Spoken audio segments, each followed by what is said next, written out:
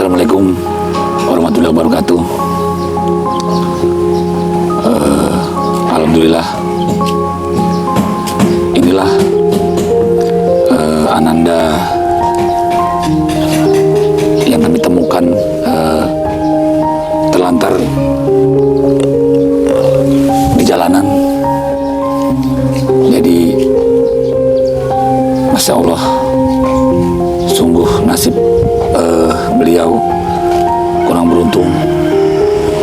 Jadi Ananda ini terlantar dengan kondisi keterbatasan. Mohon maaf, beliau menderita autis atau tidak bisa berbicara. Alhamdulillah, saya bersyukur bisa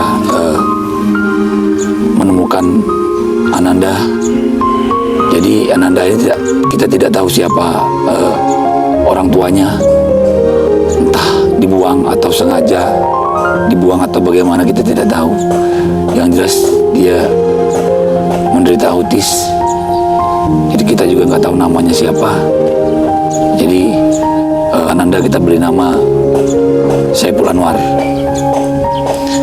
Saya juga mohon maaf karena tidak bisa membantu beliau untuk mendapatkan pendidikan yang layak, ya, karena keterbatasan kondisi beliau yang menderita autis.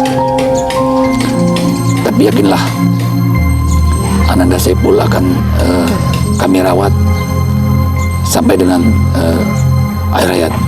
Saya juga mengajak kepada orang-orang baik, kepada para donatur untuk membantu perjuangan kami. Kami sampai dengan hari ini itu 135 orang yang kami rawat dan kami tampung, baik ODGJ maupun orang-orang yang terlantar.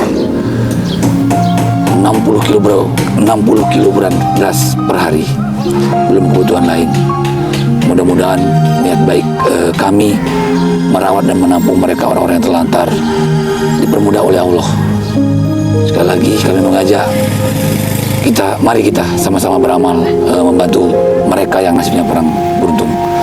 Mudah-mudahan semua niat baik ini diberikan keberkahan dan kemudahan oleh Allah Subhanahu wa taala. Terima kasih orang-orang baik. Wassalamualaikum warahmatullahi wabarakatuh.